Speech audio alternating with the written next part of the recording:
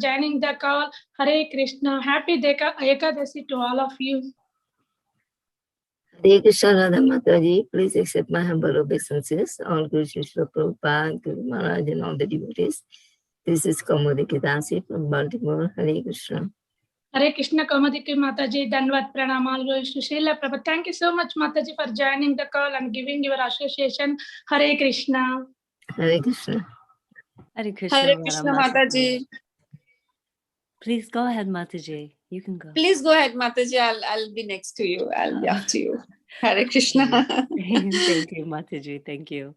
Hare Krishna. Hare Krishna, Radha Mataji. Dandavat Pranam. All glories to Srila Prabhupada. All glories to Guru Maharajas. And all glories to the assembled devotees. This is Tiffany in Pennsylvania. And happy Ekadashi to everyone. Hare Krishna. Hare Krishna. Tiffany Mataji, Dandavat Pranamal Guru Srila Prabhupada. Thank you so much, Mataji, for joining the call. Hare Krishna and happy Ekadasi to all of you. Hare Krishna, Radha Mataji. Dandavat Pranam. All glories to Srila Prabhupada and glories to devotees. And Mataji, I'm really, very, very happy. I'm calling from Doha, Qatar, Mataji. And I'm getting association of so many devotees. So it's like a blessing for me, Mataji. Happy Ekadashi. And thank you so much, Mataji. I'm Seema from Doha, Qatar. Hare Krishna, Mataji. Hare Krishna, Seema Mataji, Dandavat Pranamal Guru Srila Prabhupada. Thank you very much, Mataji, for joining the call and giving your association. Happy Ekadasi, Mataji. Jai, and welcome to the call, Mataji. Thank you for joining.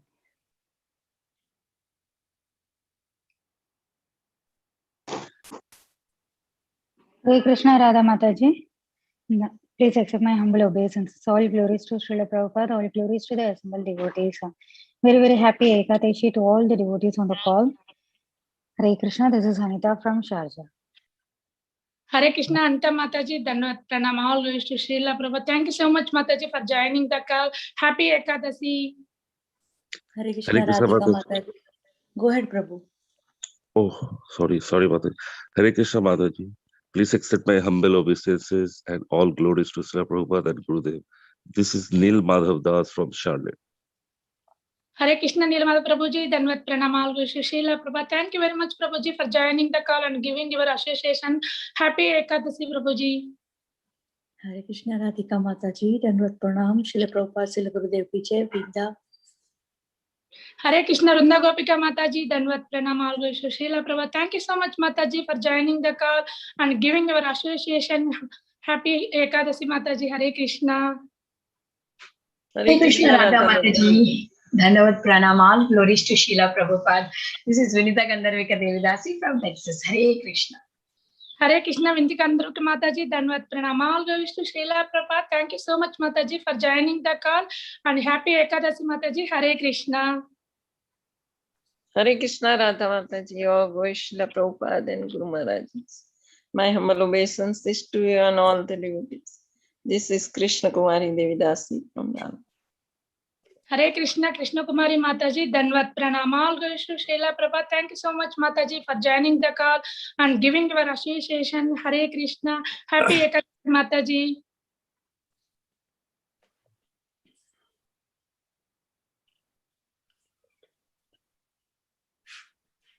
Mataji, we'll start the recording. Okay, Mataji. Thank you, Mataji. Hare Krishna. Once again, welcome to Bhakti Sangha conference call. Today we are fortunate to have His Grace Balram Shakti Prabhuji to enlighten us on the topic of Srimad Bhagavatam, 5th canto, 7th chapter, verse 8 onwards. Hare Krishna, Balram Shakti Prabhuji, Dandavat Pranam, all glories to Srila Prabhupada. Thank you very much for giving your valuable time and association to us this morning and enlightening on the topic of Srimad Bhagavatam. Before hand over call to you, I would like to hand over call to Praveen Govind Prabhuji for brief introduction of Prabhuji. Hare Krishna, Praveen Govind Prabhuji, Dandavat Pranam, all glories to Srila Prabhupada and Gurudev. Please take over the call, Prabhuji. Yeah. Hare Krishna, my Dandavat Pranams to all the devotees on the call. His Grace Balaram Shakti Prabhu is a full-time monk at Govardhan Eco Village. He completed his BE in Metallurgical Engineering from NIT Tiruchirappalli in 2002. Thereafter, he joined Pennsylvania State University and graduated with a PhD in material science in 2007. While at Penn State University, he took up to Krishna consciousness as a member of the Vedic Society. He was mentored by His Grace Yugal Kishore Prabhuji. After he moved back to India, he chose to become a full-time monk at Radha Gopinath Mandir. Among others, he was mentored by His Grace Gaurang Prabhuji. In May 2010, he moved to Govardhan Eco Village and has been serving there full-time. He is an extremely erudite scholar on Vaishnava scriptures and is one of the teachers at Bhakti Vedanta Vidyapith. He is a disciple of His Holiness Radhanath Swami Maharaj. Hare Krishna. Thank you, Prabhuji, for brief introduction of Prabhuji. Hare Krishna, Balram Sekti Prabhuji, Dhanvat Pranam, all glories to Srila Prabhupada and Gurudev. I would like to hand over call to you, Prabhuji. Hare Krishna. Happy Ekadasi, Prabhuji. Hare Krishna, Mataji, Dhanvat Pranam. Happy Ekadasi to all of you. Very glad to be in your association again. So we will start today's session by chanting the Pranam mantras. Namo Vishnupadaya Krishna Preshtaya Bhutale Srimate Bhakti Vedanta Swaminiti Namine Namaste Saraswati Deve Gaurani Pracharine Nirvishesha Shunyavadi Paschatya Deshatarine Jai Shri Krishna Chaitanya Prabhu Nityananda Shri Advaita Gadadhara Shiva Sadi Gaur Bhakta Vrinda. Hare Krishna Krishna Krishna Hare Hare Hare Rama Rama Rama Hare Hare. Hare Krishna. Thank you all very much for joining today's session, and also I would like to thank the organizers of the Bhakti Sangha conference call for giving me an opportunity to glorify Krishna. So today we have been discussing from the 5th canto of Srimad Bhagavatam, 7th chapter. Verse number 8 is what I have been asked to speak on. So we are discussing the pastime of Bharat Maharaj. So we'll chant the verse and translation and the purport, and then we will see what we can learn this verse. So this is a prose verse. It's not poetry. I mean, most of a big chunk of 5th canto is all prose only. So I will just read. Evam varshayuta sahasra paryatavasita karma nirvana avasaro adibujyamanam tanebhyo riktam pitrupaitamaham yatadaya vibhajya swayam sakala sampad niketat swanketat pulahashramam prabraja. So he says, Srila Prabhupada translates this in this way. So Srila Prabhupada says, destiny fixed the time for Bharat Maharaj's enjoyment of material opulence at 1000 times 10,000 years. When that period was finished, he retired from family life and divided the wealth he had received from his fathers among his sons.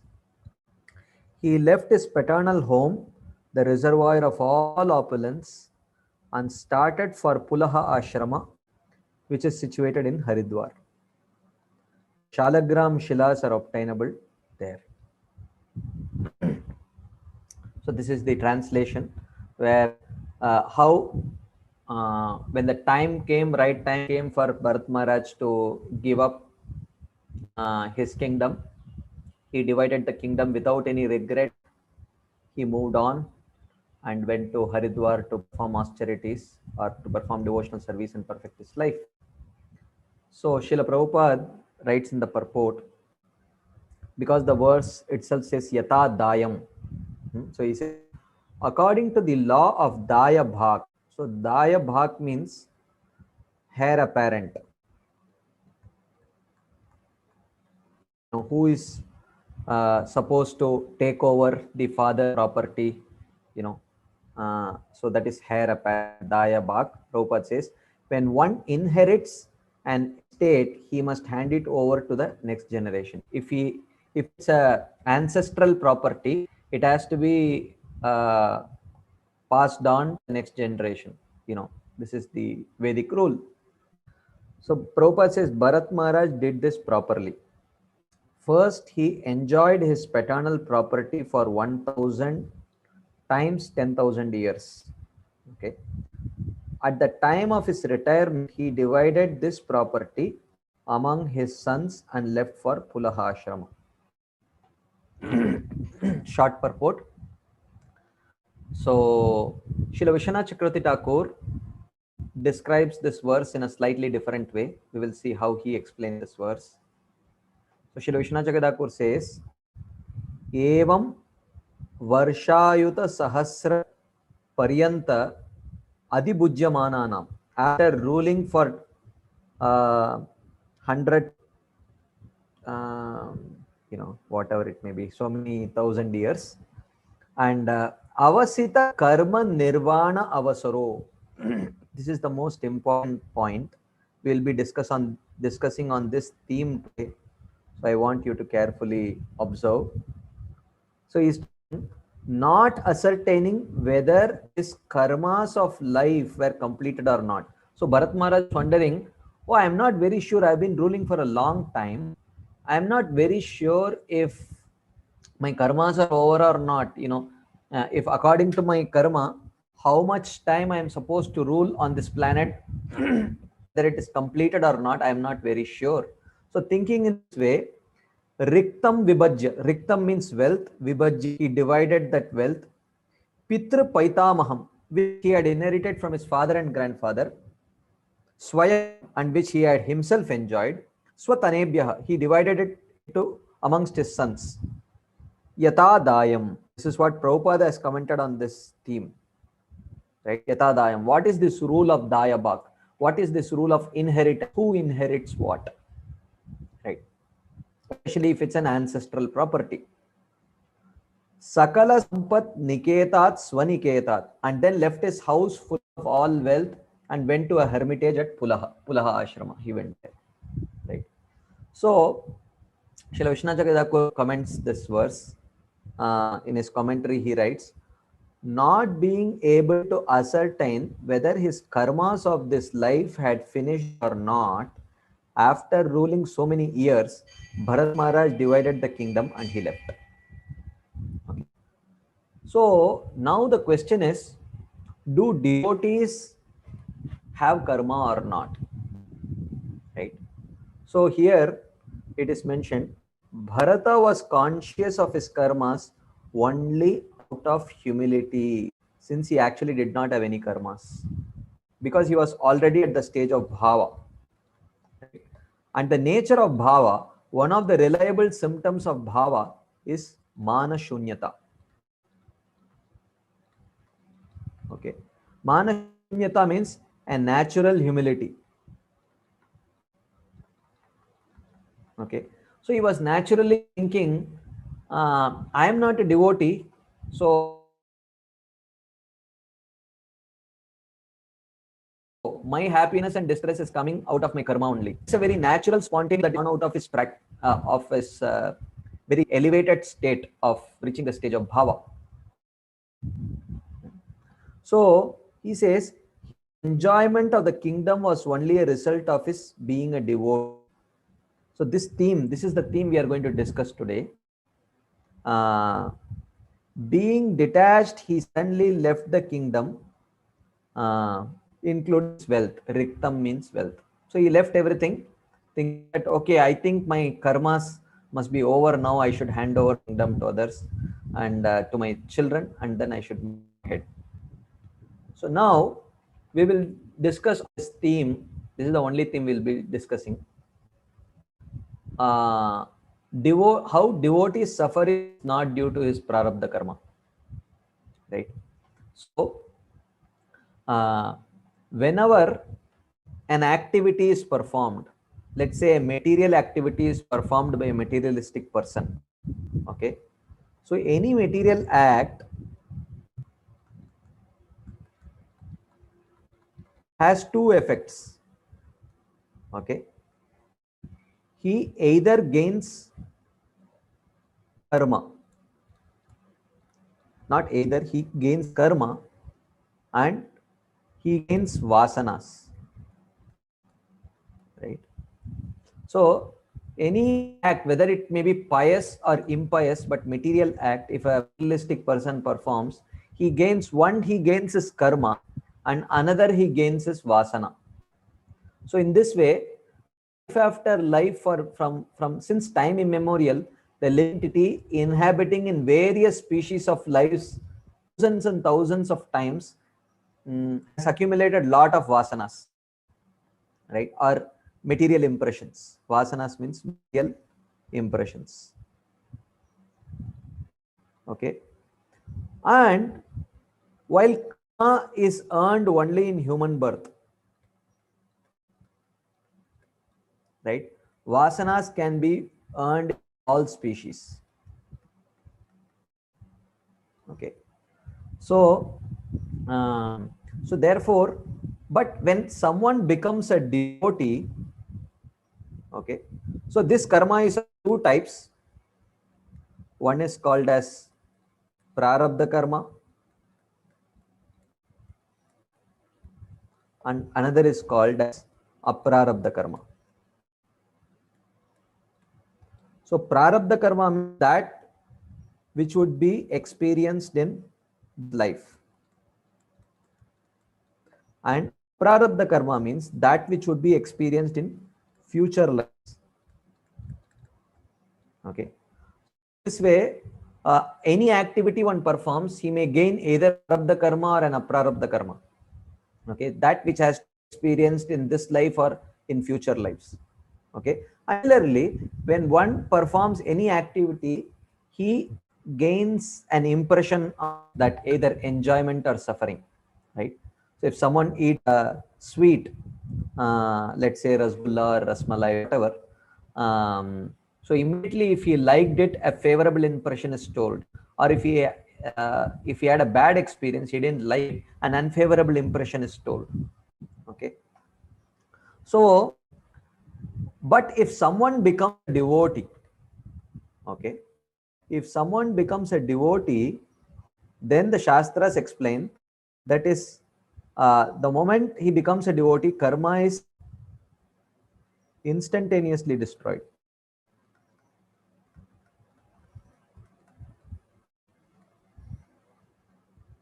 Okay.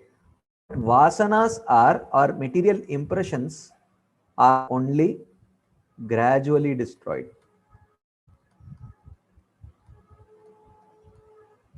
Okay. So many places we are going to see some proofs for this, right? Karmani nirdahati kintu cha bhakti bhajam, Maji says in his Brahma Samhita. So for one who has bhakti bhajam means one who is involved in practicing devotional service, karmani nirdahati, that practice of bhakti destroys his karma, right? So, but the material impressions that one has accumulated due to performing material activities, they are only gradually destroyed. Okay. In a book called Madhurya Kadambini by Srila Vishwanath Chakravarti Thakur, he explains there are many stages of destruction of this anarthas. Ekadeshavartini, Bahudeshavartini, Prayiki, Purna, and Atmiki. Ekadeshavartini means, so here anarthas unwanted desires, or it could be unwanted vasanas. Okay. So he says that when one starts practicing bhakti, gradually these material vasanas or material emotions are destroyed. First Ekadesha Vartini, one or a few anarthas go. Then Bahudesha Vartini, when one progresses further, many more anarthas start going. Then when progress still further, Prayiki, almost all the material impressions are dead. And when he progresses still further, all the material impressions are destroyed, Purna, and he attains completion, perfection, then it is destroyed to such a level that they cannot recur back, will not get those impressions back like that. And he explains that at Shraddha, Sadhu Sangha, Bhajana Kriya, Anavritti, Nishta, Ruchi, Asakti, Bhava, Prema, 9 stages of bhakti, right? So he explains that different types of anarthas or these material vasanas get destroyed at different stages of one's practice of bhakti.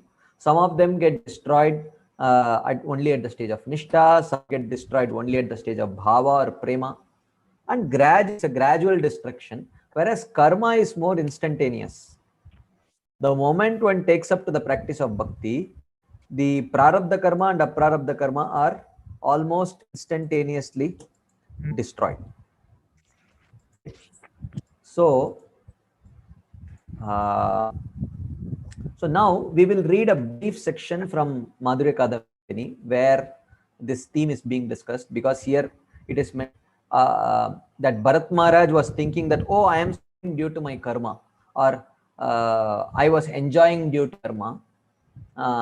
This is Vishnu Jagadagur mentions that he was thinking in this way only out of his humility, anashunyata, a natural humility which is born out of his very elite stage of bhakti. But in reality, even sadhak suffering and happiness is not caused due to karma. This is what we are going to discuss. And this theme is discussed in the third chapter of Madhurya Kadambini, in which the stage of Anartha Nivritti is discussed. So Anartha Nivritti is a stage in which probably most of us are, while we are, the unwanted emotions and impressions and desires in the form of lust, anger, envy, greed is slowly getting destroyed. So in this stage only he talks about, he's not talking about someone who is very, very hated, bhava or prema. He's talking about persons who are at the stage of Anartha Nivritti. So first he mentions that one of the symptoms of freedom from offenses, if someone is free from offenses, then he is mentioned, he says that it is a symptom of, then one will exhibit the symptoms of bhava and prema. Tears, as soon as they chant the holy name or hear Harikatha, immediately tears will start flowing from their eyes, or hairs will start standing on end. All these symptoms of bhava, prema will start manifesting as soon as one hears the holy name or chants the holy name. But some people say, no, look, they say when they see someone suffering, they say that, look, this is proof that their prarabdha karma is not destroyed. So this is the Purva Paksha. So the Purva Paksha is opponent's argument. So the opponent's argument is that actually the very fact that you see devotees suffering is the proof that their karma is not destroyed. Otherwise, why should they suffer? If you say that their karma is destroyed, then they are suffering. So this proves that whenever you observe a devotee suffering, then you should understand that his prarabdha karma is not yet destroyed. This is their argument. Okay. So, but he says that, oh, but what about Yudhishthir Maharaj? Yudhishthir Maharaj not only was a perfected devotee, he had the personal association of Krishna, all the Pandavas for that matter. But they were suffering. Is it also due to karma? So he says that as a tree bears fruit only in the proper season, the holy name, even though pleased with an offenseless person, will reveal its mercy only in due course of time. Even in perfected devotee, the holy name may reveal the mercy only in due course of time. And then he mentions, for the devotee, accumulate sins committed due to previous bad habits have no effect like the bite of a serpent without and fangs. Which means, if while practicing bhakti, one becomes influenced by some past material vasanas and he ends up committing a sinful activity, he will not get karma.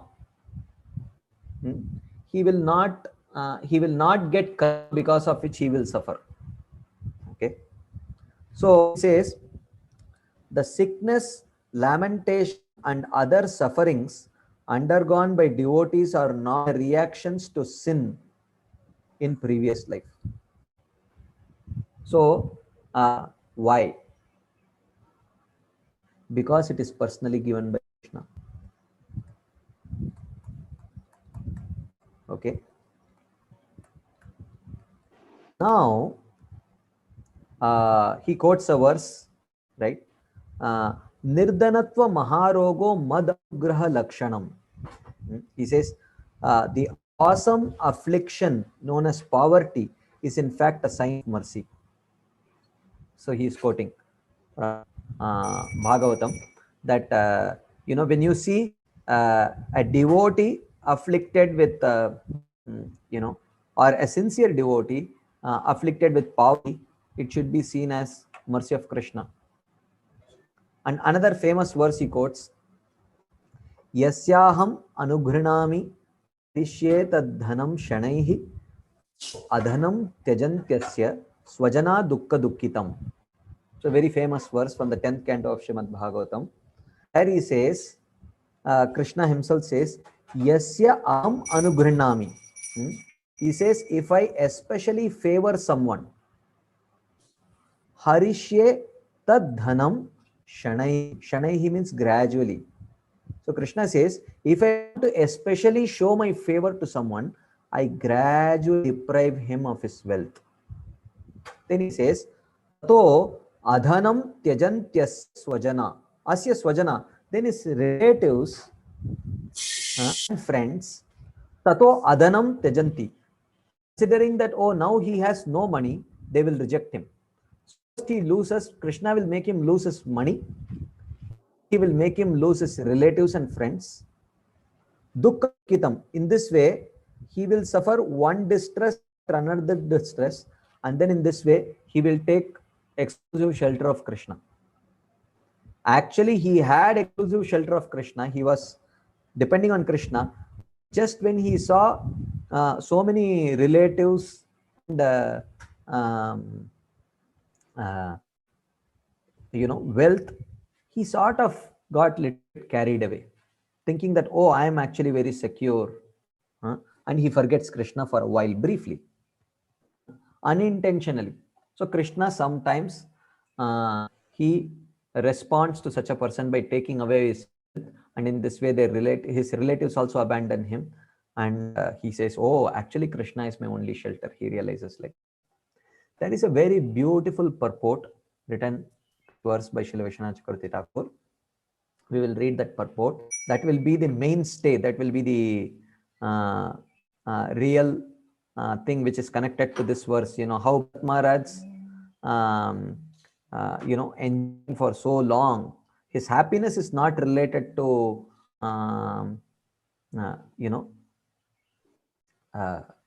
is not related to karma. Similarly, we are going to see, here Krishna is talking, the suffering of a devotee is not due to his karma. So in the purport, Srila Chakravarti writes, a man suffers misery because of loss of wealth. He suffers further because of rejection by his relatives because he is poor. So the wealth is gone, the relatives are gone.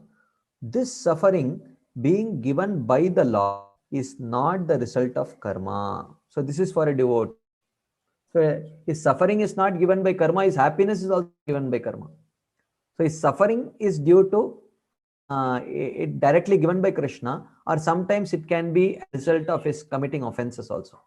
And his happiness he gets is directly a result of his practice of bhakti, which is called as Shubhada. Right? Even the happiness given to the devotees is not the result of karma, but rather an unrequested result of bhakti. Right? So this is called as Shubhada. And one of the aspects of Shubhada is Sukha Pradatvam. How practice of bhakti bestows one with happiness, different of happiness depending on how much he has progressed on the path of bhakti. The happiness and distress which appear to the appear to be prarabdha karma are given by the Lord. They may seem like prarabdha karma. You may see an ordinary materialistic person suffering due to cancer, or you may see a devotee also suffering due to cancer, right? But it is not the same. Shrutis say, Bavad utta shubha ashubhayoho. Bavad means by you. Utta means created. Shubha ashubhayo means auspicious and inauspicious experiences. This is a verse from Srimad Bhagavatam, where it is mentioned that for the devotees, their suffering and happiness are created by Krishna. Bhavadutta Shubha Ashubhayoho. That. So he says, when a person realizes you, he no longer cares about his good and bad fortune arising from pious and sinful acts, since it is you alone who control this good and bad fortune. Right? So now the question arises. Okay, Krishna gives thing also to his devotee, but then this creates a major problem. How can the Lord, who is so affectionate to his devotee, make him suffer? So how can the Lord make his own devotee suffer? So it is explained. The father, even though affectionate to his son, gives them the austerity of studying by taking away their sources of enjoyment. Like, you all, most of you are parents probably, and you all may have children. Some of them are growing up, some of them are grown already, and sometimes they may an exam might be coming up, and they may be sitting with their mobile phone or browsing internet throughout the day. So suddenly the father may come and the internet connection away or take the phone away and said, now it's time for you to study, so please study.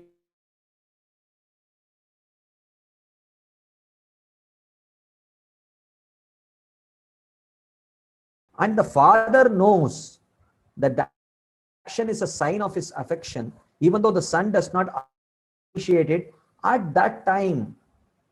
Many times you can ask yourself, something which as children we interpreted as a very cruel performed by our father, in retrospect, years down the line or decades, we really appreciate. Oh, thank God he was strict with me. What would have been my situation, right? Now, so you say that, oh, father knows what is for the child, father is benevolent. So sometimes his mother may come in the form of he's taking away pleasurable objects from the son. Now, someone may say, look, this is a very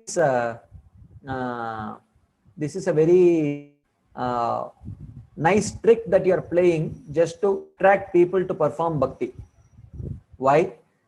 Because I see devotees suffering and I see devotees suffering. They look exactly the same. They don't look any different.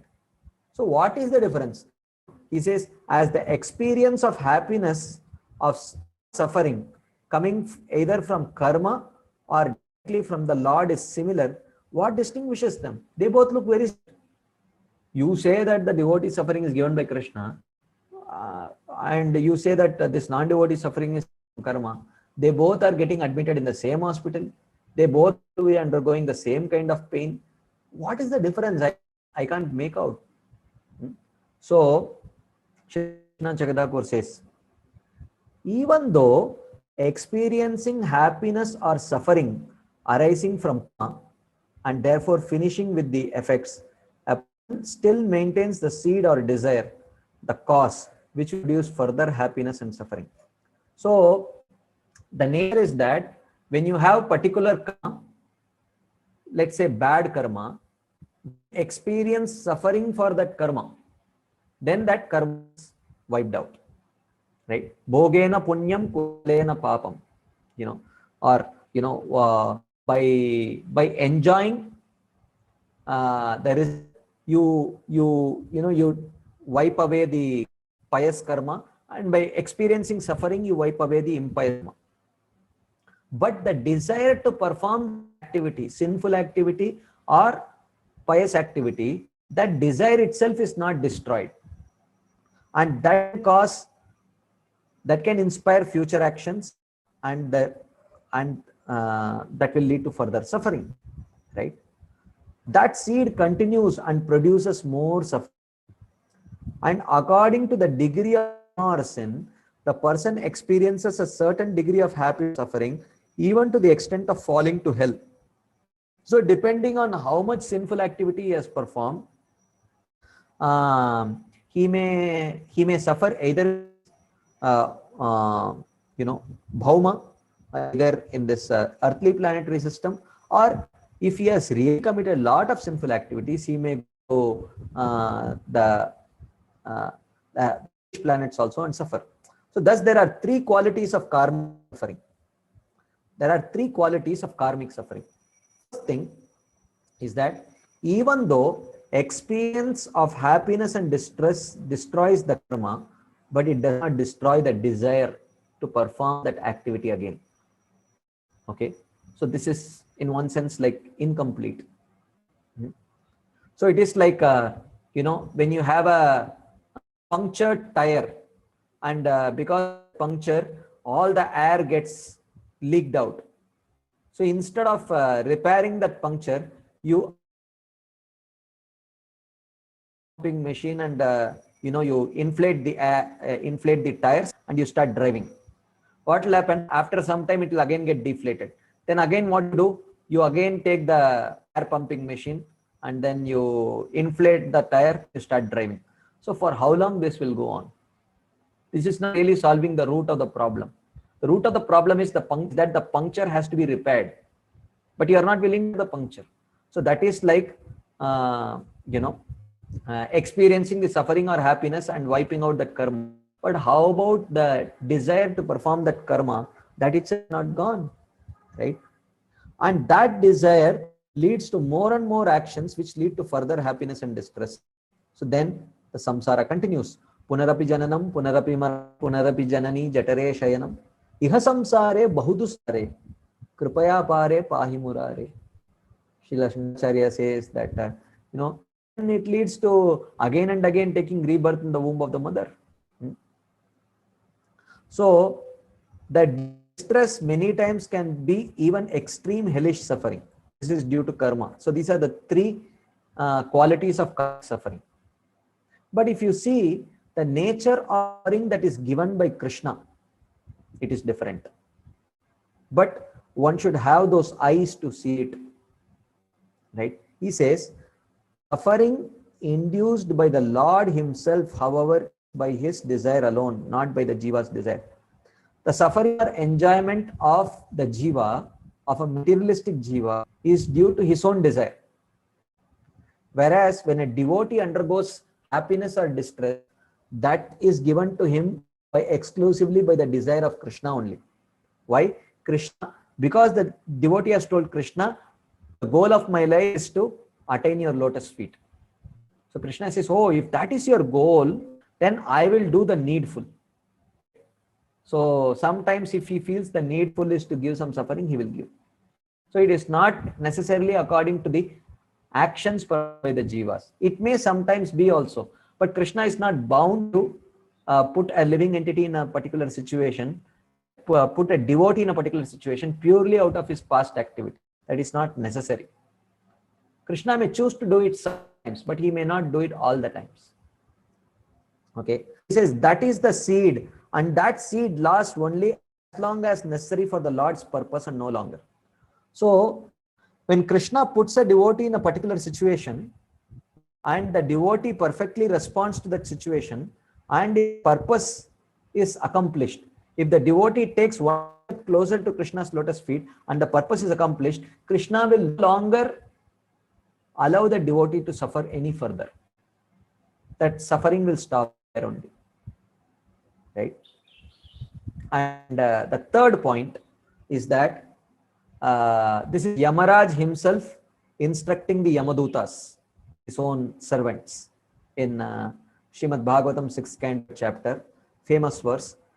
Jihvana bhakti bhavat gunanamadeyam chetaschana smarati taccharanaravind krishnaya no namati yat shiraye kada tan anayadvamasato krita vishnu krityan.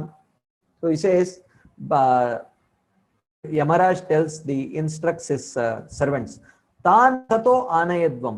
My dear servants, understand that you are supposed to bring to me only the non-devotees. Only the non-devotees are supposed to come to this hell. Akrita Vishnu Krityan, who have never ever served Vishnu, only such people are supposed to come to hell. And those people, Yad Shira Yekada api no namati. One's head has even once not bowed down to me.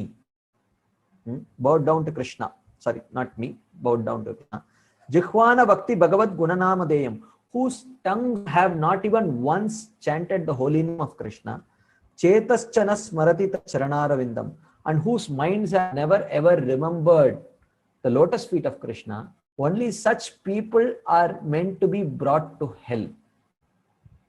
Which means, if someone has taken up the path of devotional service, even if he may be a very, a beginner of devotional service, still, whatever mistakes he may do, Krishna may give him some punishment, but he will never allow punishment to get escalated to the level of hellish suffering. Never. Krishna will never allow his devotee to experience that kind of suffering at all. Right? From this, it is understood that devotee suffering because of the Lord, there is to hell. Because of the affection of the Lord for his devotee, the Lord does not give them extreme suffering. So some suffering is needed. Like if you remember the story of Prabhupada's son, I think it was Vrindavan. He was a very small kid, and there was a table fan which was rotating, and he was really trying to go to the table fan, touch that rotating table fan, and Prabhupada was catching him. So it was happening for a long time, and one of I think Prabhupada's cousin brother or someone, so he was there and he took, the child will never learn. When you are not, he will go and try to touch it and hurt himself. So let's do something. They switched off the fan, and the fan was rotating at slower speed, and they allowed the child to go and touch the blades. So Vrindavan went and touched those blades, but they were still rotating at a fast enough speed to, slightly hurt the child. So the child heard, he started crying, and he learned his lesson. Right? So Krishna giving punishment to his devotees is only according to that principle. So extreme suffering is never given, but law of karma is ruthless. As you sow, so shall you reap. Whatever you have sown, that's what you will experience. Right? So therefore, in contrast to suffering given by karma, the three qualities of suffering given by the Lord are: the suffering induced Lord himself is by his own desire and not by the jiva's, whereas the suffering given by karma or the happiness given by karma is directly due to the jiva's desire only. That suffering lasts only as long as necessary for the purpose and no longer. When the Lord has accomplished that purpose of that living entity closer to his lotus feet, immediate point that suffering is given up. He will no longer suffer. Karma is not like that. Karma has no such purpose. If that living entity, according to his actions, has to suffer, units of suffering, karma will ensure that he experiences 100 units of suffering, nothing less than that. Right? And sometimes it could be that suffering due to karma could be hellish, but for a devotee, because of the affection of the Lord for his devotee, the Lord did not give them extreme suffering, definitely not hellish suffering. So in this way, the suffering given by karma and the suffering given by Krishna, from a very superficial point of view, may look very similar, but people who have the Shastra Chakshu, who have the eyes of the scripture, Guru, Sadhu and Shastra, they will see it quite different. Okay. So suffering arising from karma and the law are like the suffering arising from receiving a beating from an enemy and one's own mother. One is like poison and the other is like, right? Now, again, okay, this is a very reasonable explanation, but again, it does not completely satisfy the heart. Because the questioner says, but can't the Lord fulfill his purpose without giving suffering to his devotees? If he wants to pull the devotees to his lotus feet, why not to give suffering? The Supreme Lord is omnipotent, omniscient. Can't he just pull the devotee closer to lotus feet without having to give that devotee any suffering? Why should he give him? Right? So won't purpose be fulfilled? Will the purpose not be fulfilled? So Srila Vishwanath Chakravarti says, no, the purpose will not be fulfilled. Why? Because Krishna wants to achieve three purposes by giving suffering to his devotees, and none of the three purposes can be fulfilled without giving suffering. So he says, he gives suffering to his dearest, which ultimately results in happiness, like applying stinging ointment to the eye. Okay.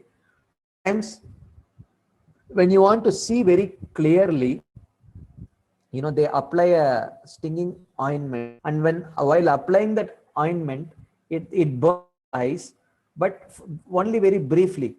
But after that, you can see very clearly very subtle things. You know, in the Vedic times, they had ointments which could help you see subtle things. But while applying that ointment to the eyes, it is burning. It burns for a while. So, but in the end, it's for the benefit of the person. So similarly, when Krishna gives suffering, ultimately it results in happiness only. So he gives suffering for three purposes, and none of these purposes can be achieved without giving suffering to the devotee. First thing, in order to preserve the secret of bhakti, okay, people should not accept bhakti in a very cheap way. So if anyone who comes to Krishna business, or if anyone who sees a devotee, immediately as soon as he starts chanting the holy name, not suffering, and if he's always happy, then everyone, without developing faith, without developing requisite faith, they will surely start practicing bhakti, and you know, they will not understand really. Like you know, the Bhaktivedanta, you know, we have a hospital called Bhaktivedanta Hall in Mumbai, so where most employees are devotees, but because but there are some non-devotees also who work there. So, but when they see the devotees dealing very nice to each other, and sometimes they perceive that only the devotees get some benefits. That is a common perception, even though it is not true. So even though they don't have any faith in Krishna consciousness, they start coming to a hospital applying tilak and kantimala. So similarly, when you see, when an ordinary person sees devotees chanting the holy name, not experiencing any suffering, then they will sort of immaturely, without developing faith, accept the process for the wrong reason, and it will not work for them because their practice is not anya bilashita shunyam, right? And the second reason why Krishna gives is to avoid uprooting the opinions of speculation smartas. So the other opinions should not be uprooted.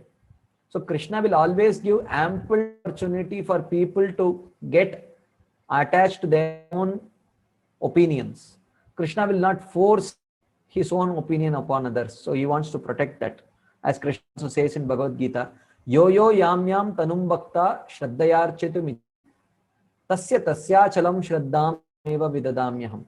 So he says that if he sees another person having a desire to worship a demigod, Krishna actually enhances the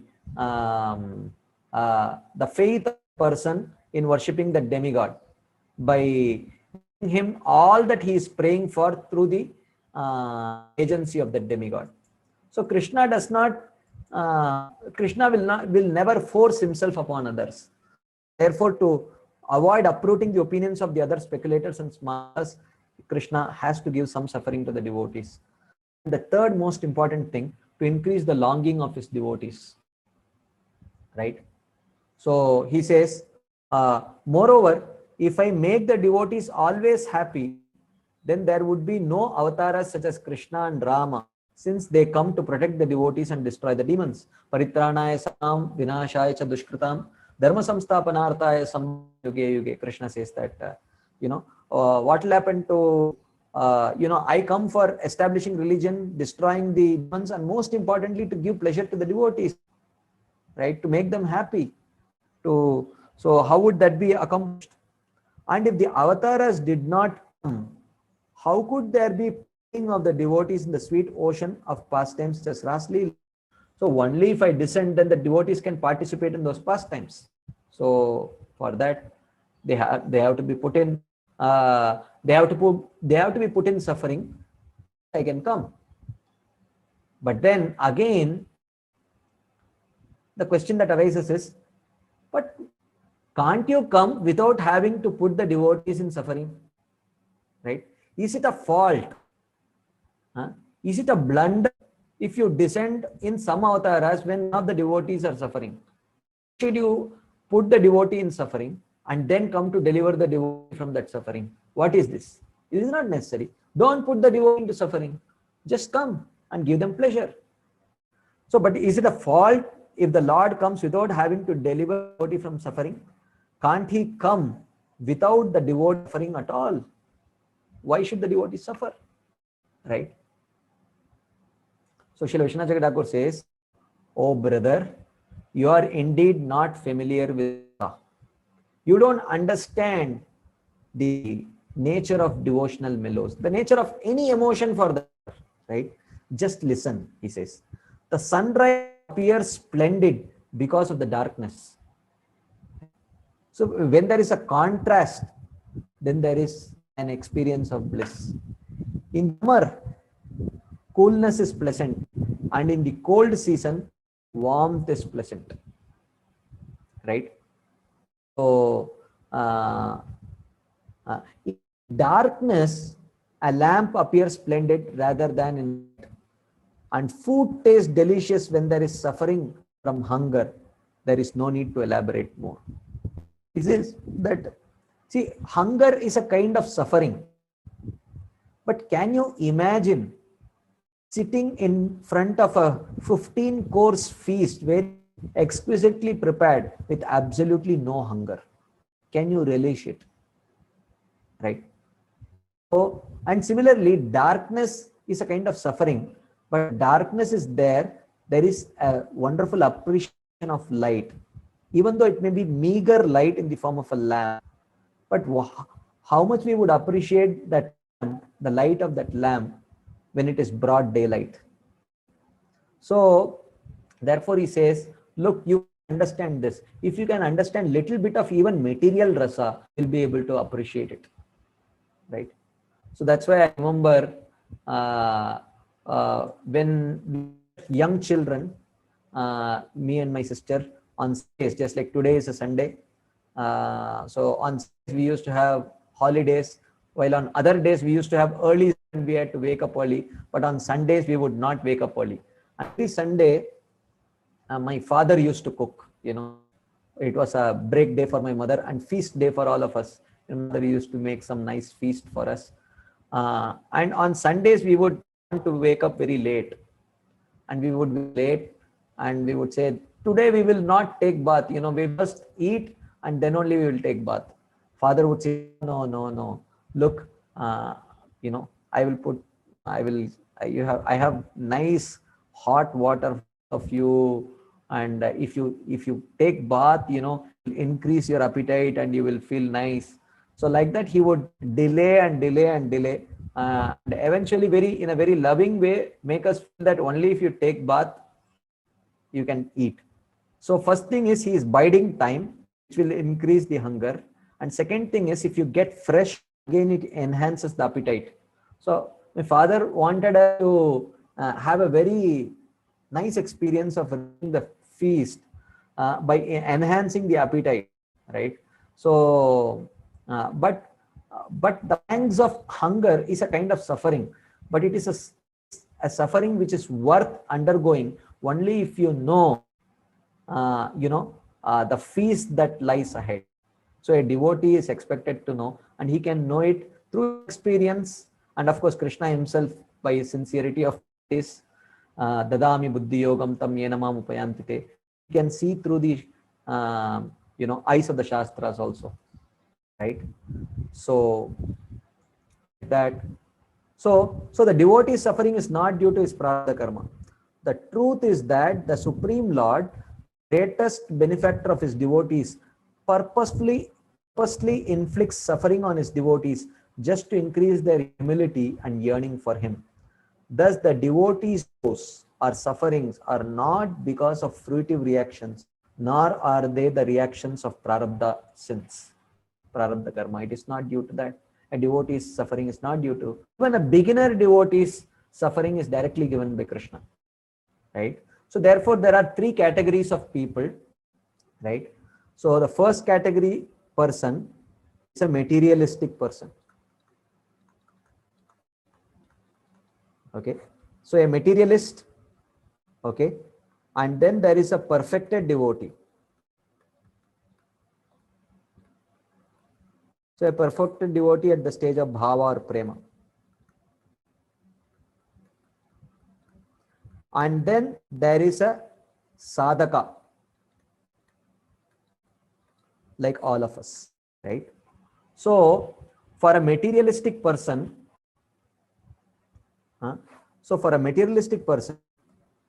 the situations that he faces are directly given by,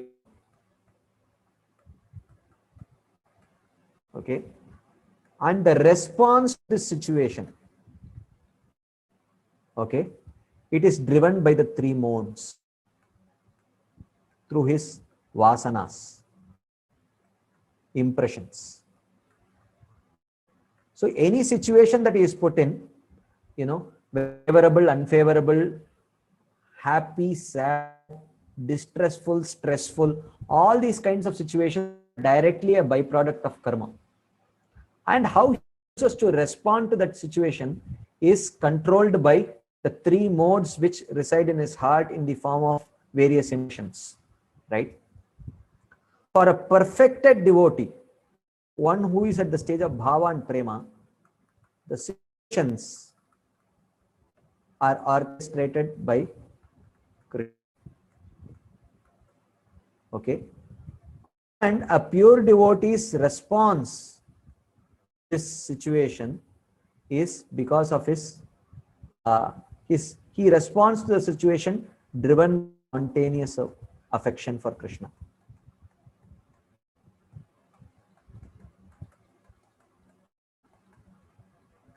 Okay, what about sadhakas like us? For sadhakas like us, our situations are also given by Krishna only. Then the question is, what about response? Okay, so our response, sometimes we respond according to the three modes. Our material nature or our material conditioned.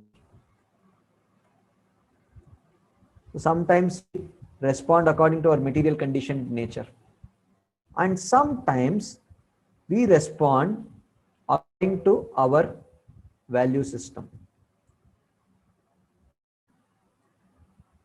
faith, our pure devotional faith. So sometimes we respond according. Sometimes we respond when we are put in a particular situation. We may responding to the three modes means responding on the platform of likes and dislikes. Like, oh, I like it, I will do it. I don't like it, I will not do it. Right? And when we are responding value system or pure devotional value system, and we respond, oh, Krishna recommends this in the Bhagavad Gita, so I will do it. Oh, Krishna not recommend it in the Bhagavad Gita, I will not do it. So our response on the platform of right and wrong, this is recommended in the Shastras, do. This is not recommended in the Shastras, I will not do. Okay. So sometimes we, even though the situations are given by Krishna, but our response can be sometimes driven by the three modes. Sometimes we may respond according to our value system. And whenever we respond according to our value system, we move one step closer to being a pure devotee. This is called as exercising one's free will.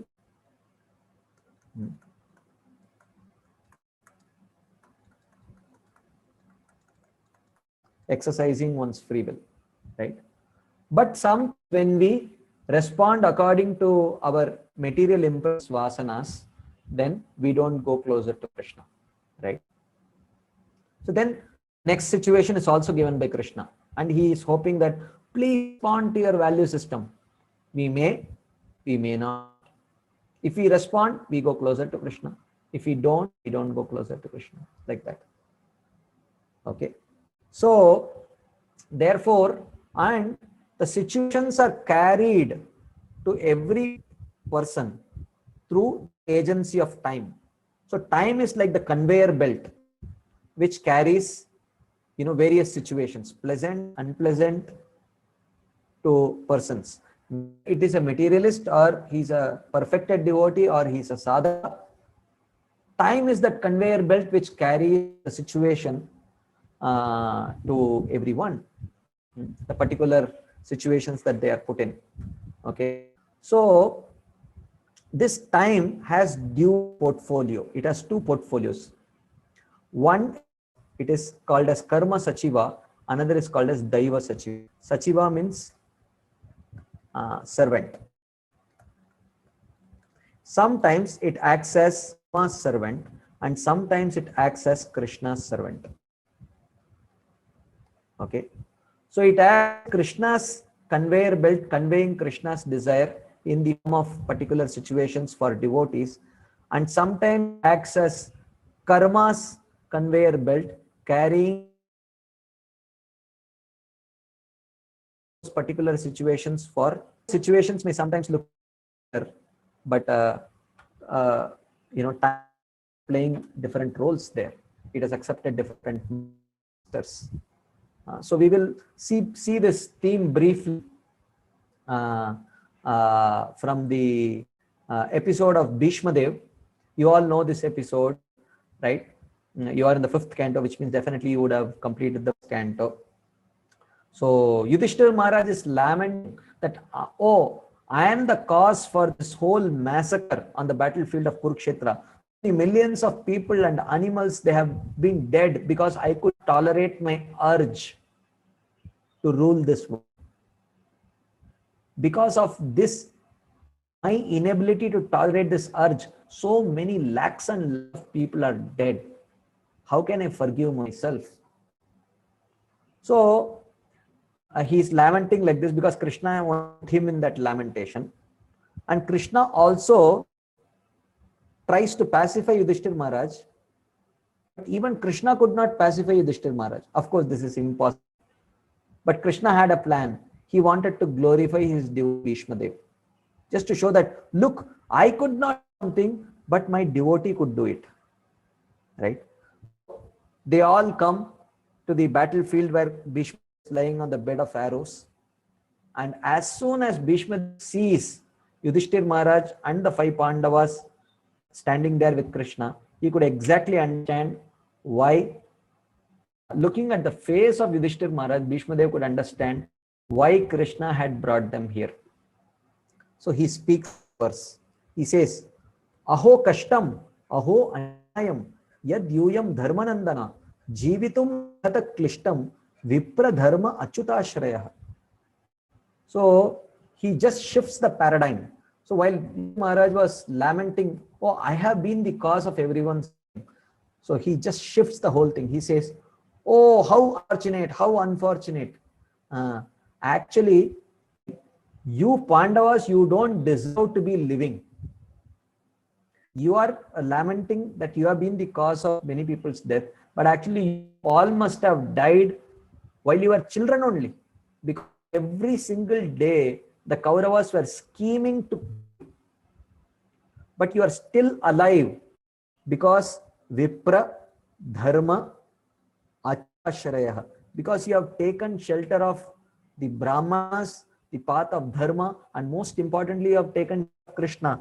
That is the only reason you all are still alive.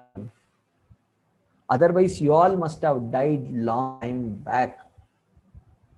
So therefore, you are not the cause. You just responded to lifelong torture that the Kauravas had put you all through.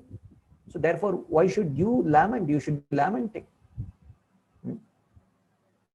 So then he says, Samste atirate pandav prita bhala praja vaduhu krite bahun kleshan prapta tokavati muhu. Okay, if it's okay that you suffered, why should your mother suffer? Right? She had, Madri had left, Pandu had left, and Madri children, Nakul, Sahadev, also she had to take care all alone. Right? Can't you imagine, think how much your mother had to go through in raising you, since you were so young at that time? Right? So then Yudhishthira Maharaj asks, why did we have to suffer? Why did we have to suffer so much? Please tell, why did we have to suffer so much? So Bhishma Dev says, oh, it's so simple, don't you understand? Sarvam kalakmanye bhavatam chayadapriyam sapalo yadvashe loko riva ghanavali.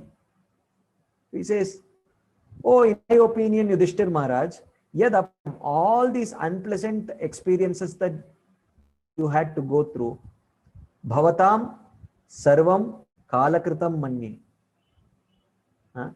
It is all due to influence of time. Time is the cause of your suffering. Yad vashe, coming in control, lokah sapala, the whole world along with all the universal controllers, vayorivavali, are effortlessly swept aside by the influence of time.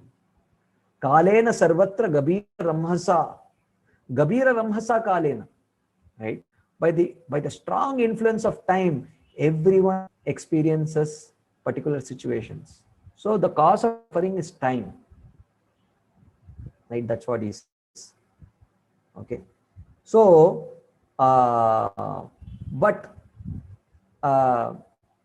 he says, Yudhishthira Maharaj says, you are just trying to parry me.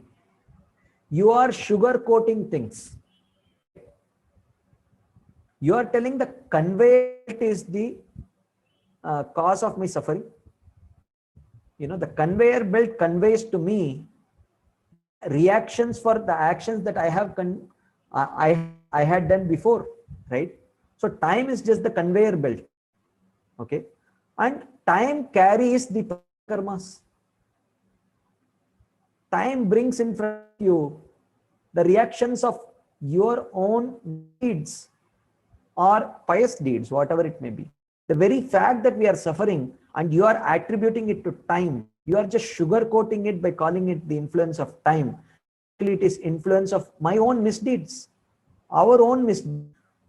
You are telling Sarvam Kalakritam Manye, it is happening due to time. Don't sugarcoat it, Bhishma Dev. Call it Sarvam Tava Karmakritam Manye. Why don't you just tell to me that you are suffering due to your own deeds, O Yudhishthira Maharaj? Why you are trying to pacify me by sugarcoating this whole thing? I am an adult. I can accept. You can tell me on my face that I am suffering because of my own misdeeds. So Bhishma Dev says, no, no, no, no. You have not understood completely. He says, Yatra Dharma Suto Raja Gadapanir Vrkodaraha Krishno Astri Gandivam Cham Suhrit Krishna Stato Vipat. He says, just consider this, my dear Yudhishthira. Yatra Dharmasuto Raja. You are the king and you are the son of Dharmaraj. You are the son of Dharmaraj means, can the son of Dharmaraj not know what is dharma and what is adharma? Okay. So how can the son of Dharmaraj himself perform adharma? That is impossible. So you may say, yeah, but under normal circumstance, I will not commit any sinful activity, but under very distressful situations, I may commit. He says, Gadapan Vrkodara. You have the most powerful Bhima to assist you. Krishna Astri Gandivam. And you have the most skillful Arjuna wielding the Gandiva bow. These are the two most powerful people in this whole world. Their association, how can you be pushed into extreme situations where you will be forced to commit some sinful activities? No. And most importantly, Suhrit Krishna, the Supreme Personality of Godhead, is your dear friend. You are Dharmasutta, you are the son of Dharmaraj, and you are flanked by the most powerful and the most skillful fighter in this whole world. And Krishna, the Supreme Personality of Godhead, is your friend, philosopher, and guide. Is there any chance that under situation you will be performing unfavorable sinful activities? Forget it. Time, yes, your suffering is due to time, but time is not carrying your karma, because you cannot be subject to karma because you are Dharmaraj himself. So then why am I suffering? So why am I suffering? Right? So he says, how then could time attack the Pandavas who were filled with dasya sakya for Krishna? Because the Lord says, Na karhi matpara shantarupe nangshanti no me animisho ledihi yesham aham priya atma sutascha saka guru suhrudo daivam ishtam. Kapil Dev says in the 3rd canto that for my devotees who are connected to many different humors in Dasyaras, Sakyaras, Vatsalyaras, they are not subject to the destroying influence of time. Right? So this is most astonishing. Without a cause, time has produced effects whose cause we must hear but looks similar to karma. The suffering that we underwent looked very similar to karma, but Bhishma is indicating no, it is not karma. It is impossible that such exalted people like you could be suffering due to karma. Then Yudhishthir Maharaj is asking, if we are not suffering due to karma, then what could be any other? Then what is time carrying if it is not carrying karma? It's carrying suffering. Then what is the cause of that suffering? So he says, Tasmad idam daivatantram vyavasya bharata rishabha tasyanu vihito nata nahi praja prabhu. He says, O Nata, O Master, O Controller, O best of the Bharata lineage, O Yudhishthir Maharaj, Tasmad, therefore, vyavasya, therefore you should understand that time is no longer acting as the conveyor belt carrying your karma, but time is carrying the desire of Krishna. Idam daivatantram, that the suffering and happiness is dependent only on Krishna. So therefore, Krishna is using you as an instrument to fulfill his desire. So in your suffering, if Krishna is pleased, you should be happy.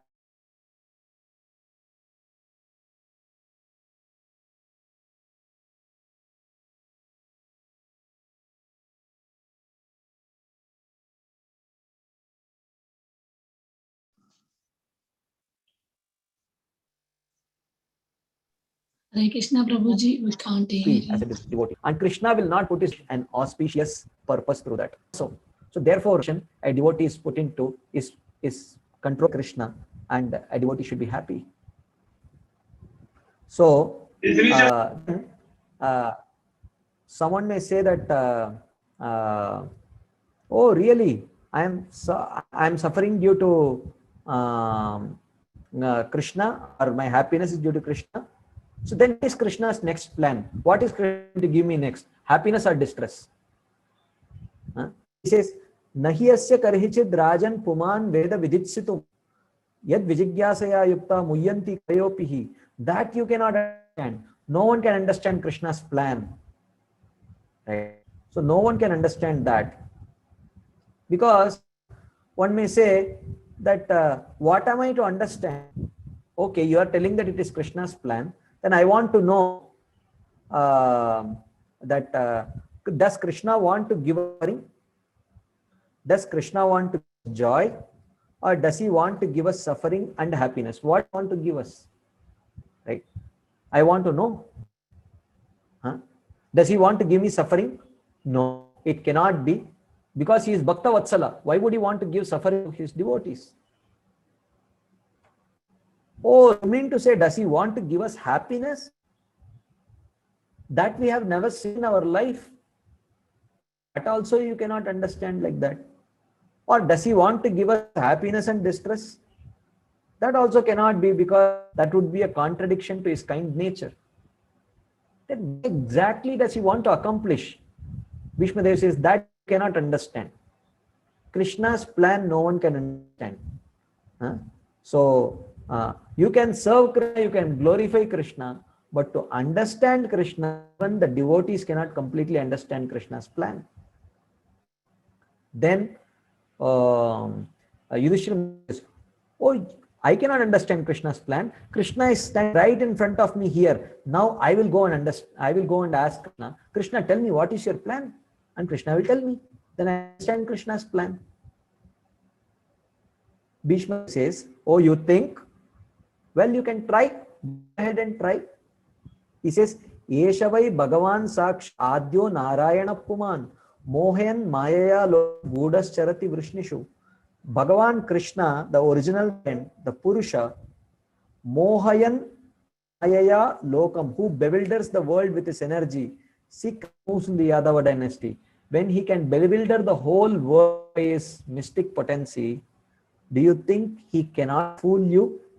You will go and ask him, oh, what is your plan? And he may even tell something, and you may think that you have understood the plan, but still you cannot understand Krishna's plan. Even if you think that he has revealed it to you, he will reveal it in a way that you cannot understand.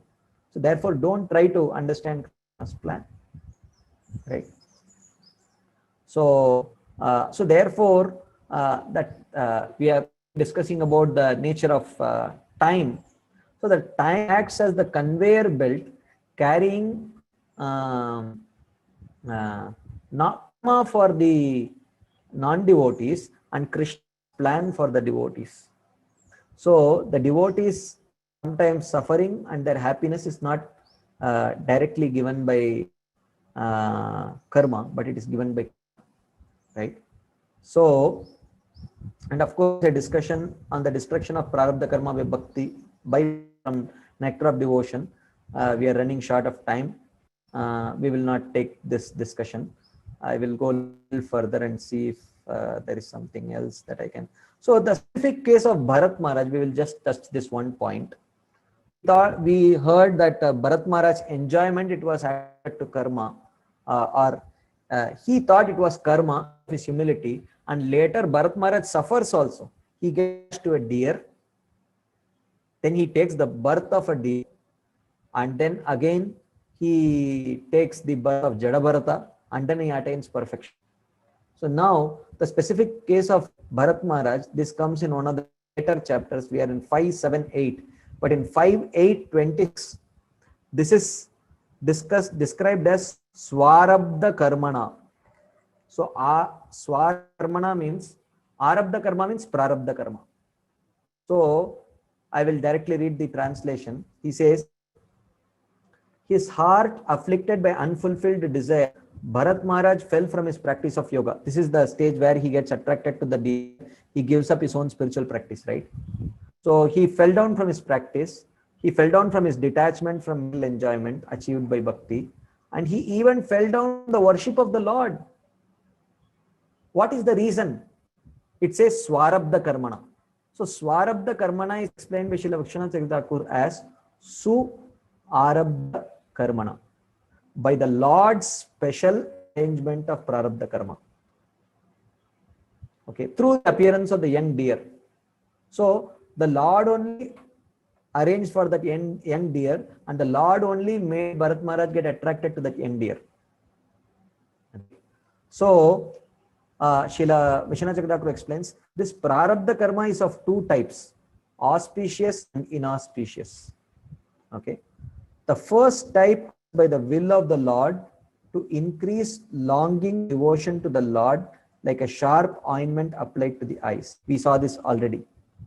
Okay, the first kind of prarabdha karma, auspicious, is what Bharat Maharaj was put through. He was his suffering and his attraction to the deer was not due to his prarabdha karma. It was specially arranged by Krishna to increase his longing to attain Krishna. And this is accepted favorably by the devotee, whether it comes in the form of a happiness or distress. Being similar to prarabdha karma, it is accepted as such. That which creates more intense bhakti in the future takes place in those who all process rati or bhava. So in the case of Bharat Maharaj, it is mentioned that when he was Bharat, he had bhava. When he became the deer had 1,000 times more attachment to Krishna than Bharat Maharaj. And when he became Jada Bharat, the deer had 1,000 times more attachment to Krishna than the deer. So when the attachment to Krishna is multiplying thousands of times, how can that be called as fall down? That is fall down from a common man's perspective, but from a devotee's perspective is falling down at the lotus of Krishna, right? It is coming closer to Krishna. But the second type consists of results of actions of previous lifetimes, which manifest later as absorbed material life. So this is for a materialistic person, right? This is for a materialist. In the verse, the first type is indicated word su. Su means pleasant, good, right? Swarabdha karmana means it can be, the sandhi vichet can be swa arabdha karmana, which means his own prarabdha karma, or su arabdha karmana, pleasant prarabdha karma created by Krishna to pull the devotee closer to his lotus feet. Okay, it's a long discussion. I will not go into details of this because it will take a long time.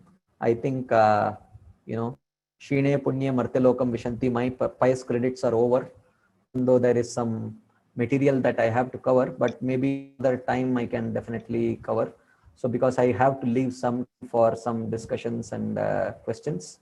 So I will here, and if there are any quick questions, some reflections that devotees might want, I'll pause here so that you can please speak. Thank you. Thank you so much, Prabhuji. Such a beautiful class and a very enlightening class. Devotees, I'm requesting if anybody have any questions, realization, please raise your hands. We can unmute for you.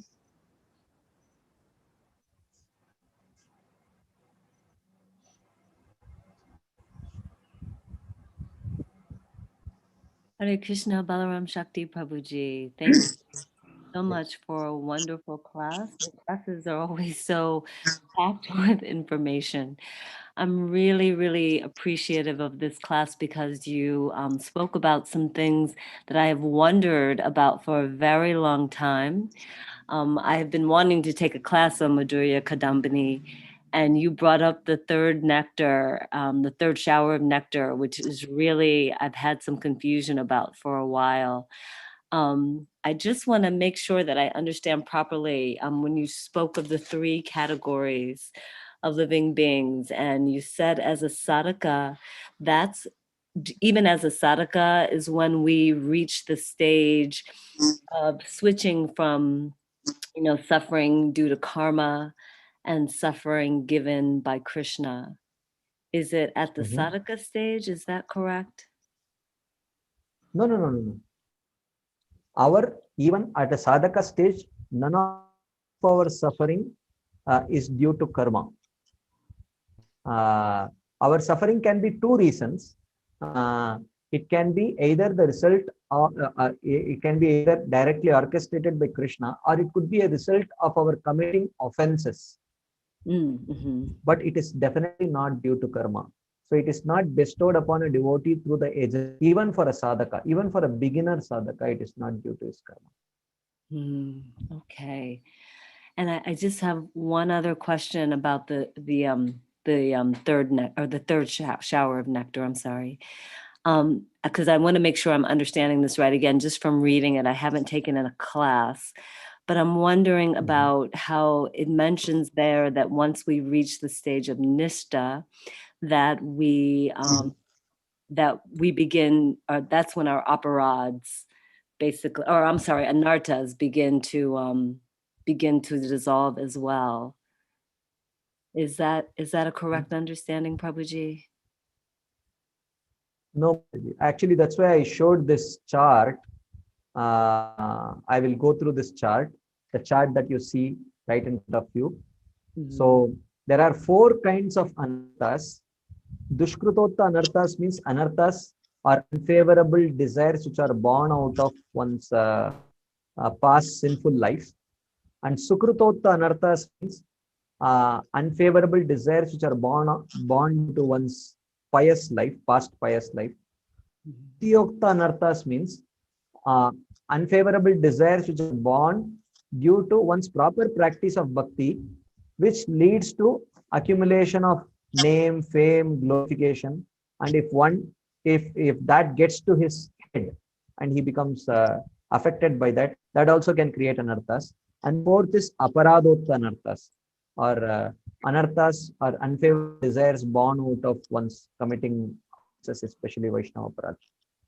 If you see here, this talks about these first 3 categories. They start, this is Ekadeshatani means some get destroyed, Bahudesha means many get destroyed, Prayiki means almost all get destroyed, and Purna means complete. And Atyantiki means absolute. If you see the first 3 types, before reaching Nishta only, they reach the stage of Prayiki almost. And at the stage of Nishta, it is complete. So, it is not that you can say that, only at Nishta they start dissolving. Actually, at the stage of Nishta, the first 3 types have almost completely dissolved. So, that is what in Bhagavatam also mentioned. Tada rajastamo bhava kamalobha chetayeter anaviddam stitam satye prasidati. When one reaches the stage of Nishta, the influence of Rajogun and Tamogun, mode of passion and ignorance, are almost gone. Which means even before reaching Nishta, it is significantly gone. That is why it is called as almost, the first 3 types are almost gone even before we reach Nishta actually. Thank you, Prabhuji. Thank you for clearing that up. I really, really appreciate it.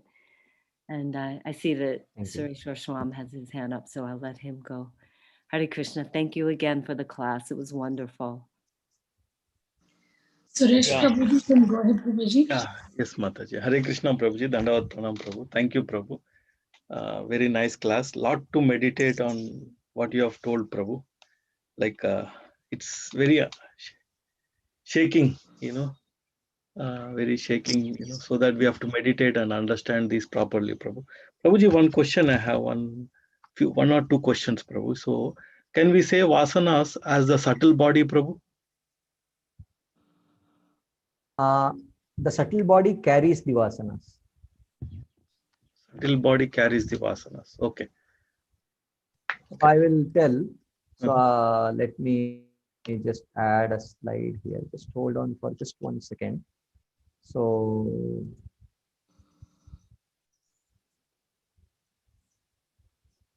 you can say like, just hold on.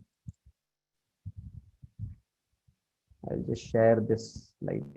So the subtle body has the subtle senses, then it has the mind, then it has the chitta, then it has buddhi, and then it's the ahankara. All this is subtle body, and somewhere in the subtle body, the vasanas are also there along with. So these subtle senses, mind, chitta, etc., they work in conjunction with the vasanas. So they all have access to the vasanas. So as soon as we look at sense object which we have already enjoyed before, immediately we get attracted to, right?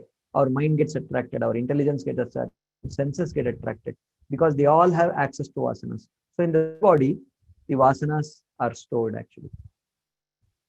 So subtle body, so vasanas themselves are not subtle body, but vasanas constitute a very important part of the subtle body. Okay.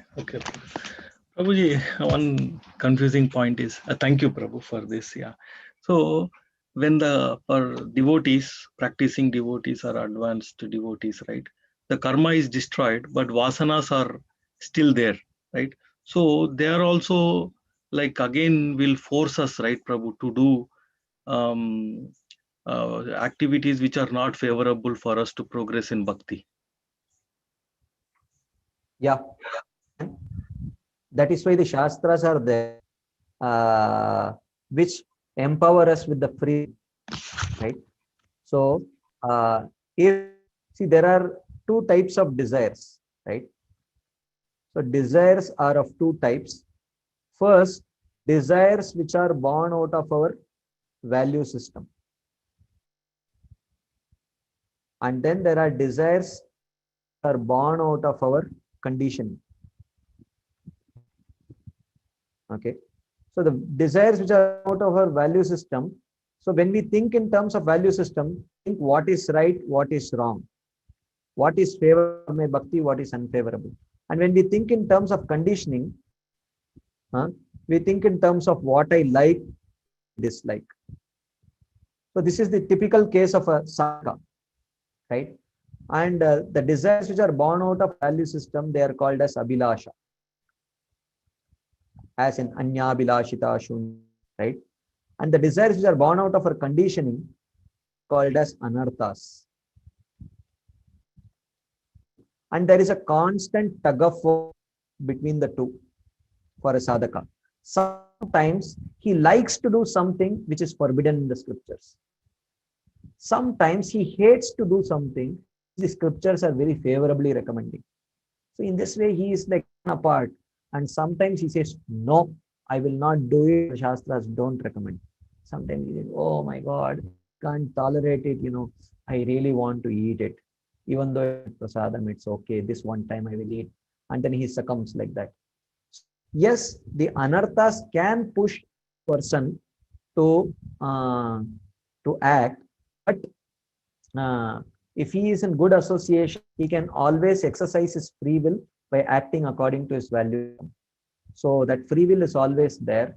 So yes, till he progresses further and reaches the stage of nishtha, there will always be the danger of responding to the desires which are born out of conditioning, like lust, anger, greed, etc.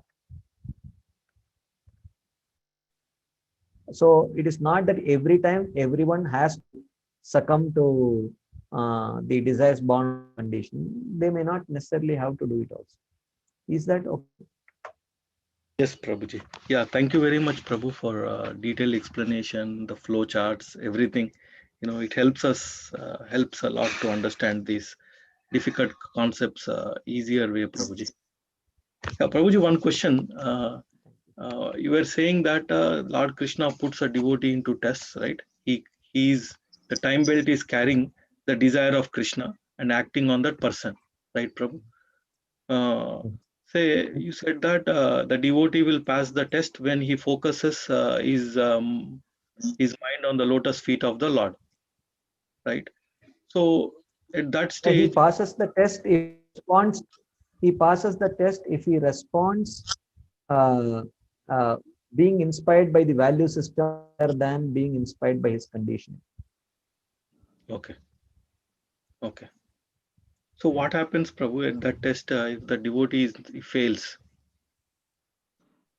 We discussed the success Krishna will give condition, him right? another opportunity. Okay.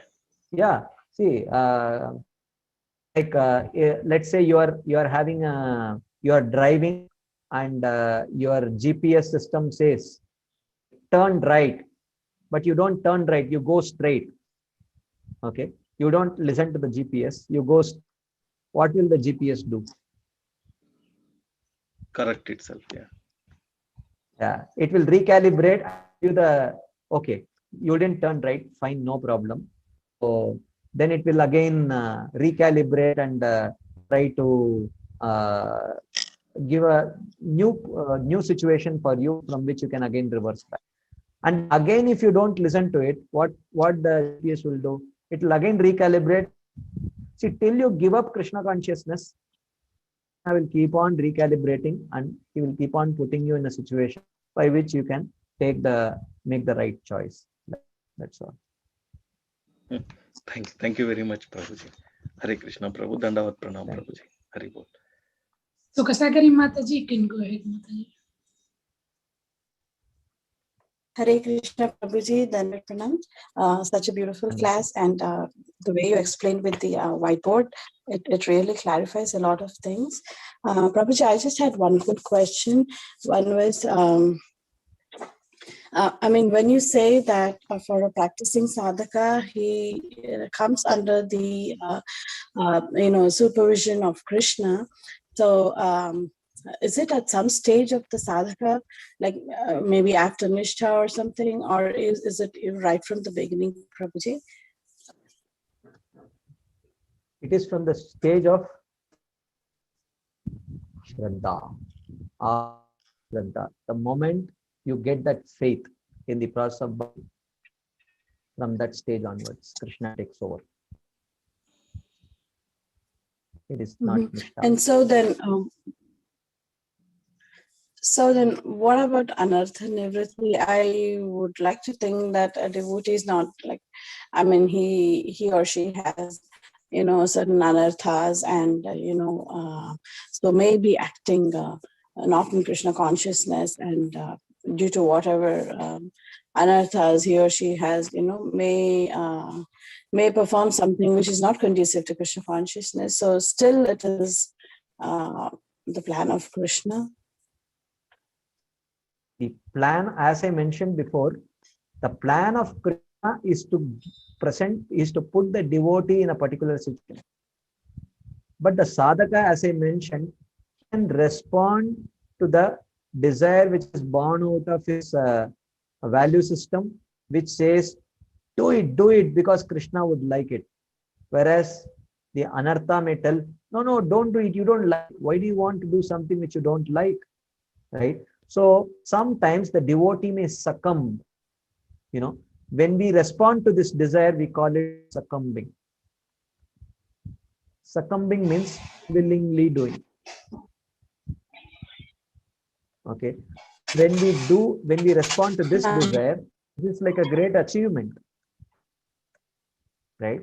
So this is what Arjuna tells in the Bhagavad Gita. He asks Krishna, Ata kena prayuktoyam papam charati shaha anichannapi varshneya baladiva niyodit. He says, my dear Krishna, what is it that is pushing me to act in a way if I don't want to act in that way?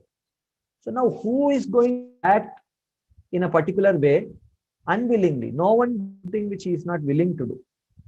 So basically the unwillingness is created by my value system. Because I know that it is sinful, I don't want to do, but there is someone who is pushing me to do, and that someone is my conditioning. Right? So Krishna understands that every conditioned soul has his own conditioning. It has accumulated over millions of lifetimes. It will take his own time to overcome it. Krishna wants to help that soul. Krishna will not penalize that soul. So, because Krishna knows that internally he is disgusted because of constantly succumbing to the pull of his conditioning. So Krishna says, he's a sincere person. He's trying to come to my lotus feet. Let me help him. So Krishna keeps on recalibrating, presenting him a new situation, so that, okay, try this time, try this one time, respond based on your value system.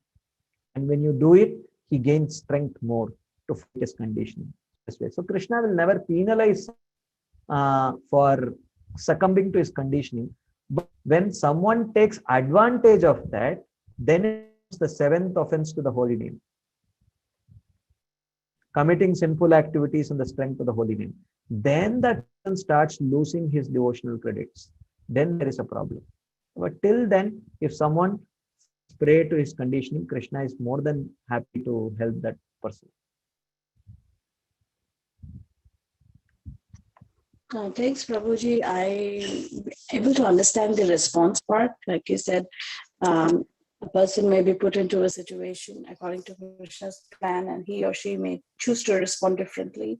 And a person in Krishna consciousness, may understand the situation better and, do understand that is a plan of Krishna and respond differently. But my question was regarding Krishna's plan. So in either case, it's Krishna's plan, right? Even if they're acted upon by karma, they're driven by karma. That's, in one sense, Krishna's energy acting there. So I was not sure of what you meant by the devotee comes under Krishna's plan and the non-devotees may come under karma's plan. So in that case, both are the plans of Krishna, right? Yeah. And so it is like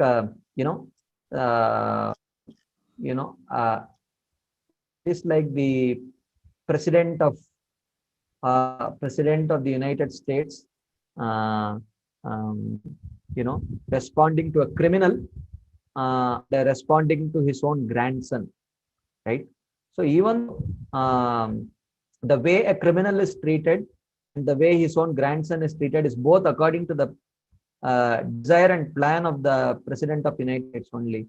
But when it comes to dealing with his own grandson, he personally deals with him out of natural affection.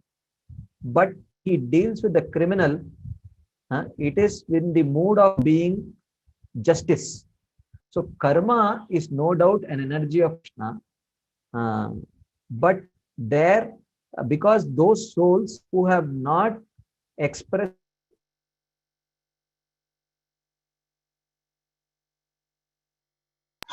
Hare Krishna, Prabhu, we cannot hear you.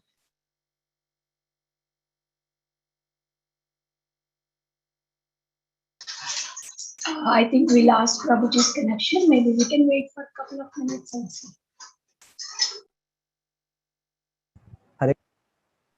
I'm sorry, I lost my. If you off your video might help, Prabhuji. Yeah, I will switch off. I'll switch off my video. So, yeah. So, So when the president is responding to his grandson, it is out of natural affection. The grandson is very eagerly expecting to establish a personal relationship with Krishna. Whereas in the case of the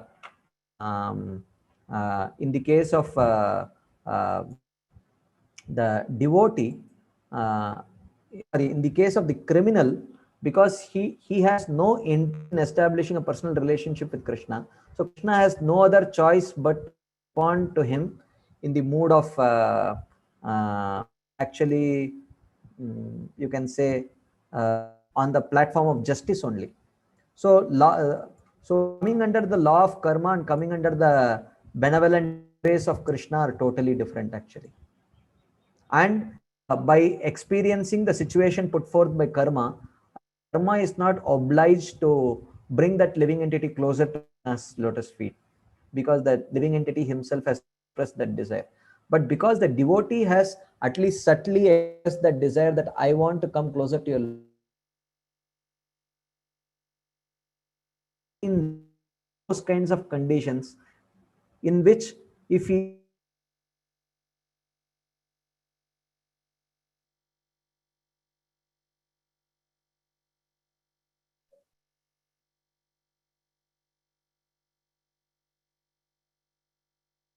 if the devotee responds in the right way, has 100% chance of coming one step closer. Hare Krishna.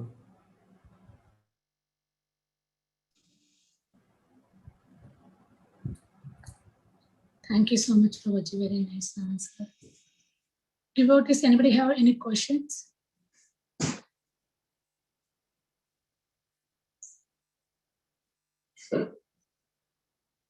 If no one have any further questions, we Hare can Krishna. call here. Hare Krishna.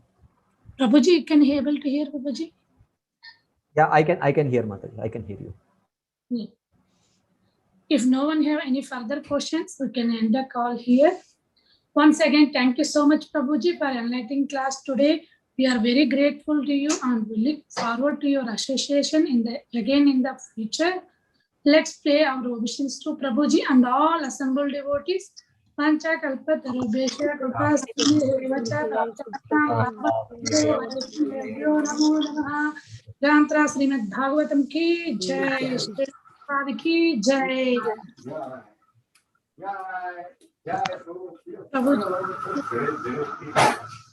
Please great Bhagwan Shakti Prabhuji ki jai. Jai. Vaishnav Vrinda ki jai. Hare Thank you Krishna. so much, Prabhuji. Thank you, Prabhuji. Hare Krishna. Thank you so much. Thank you everyone for joining.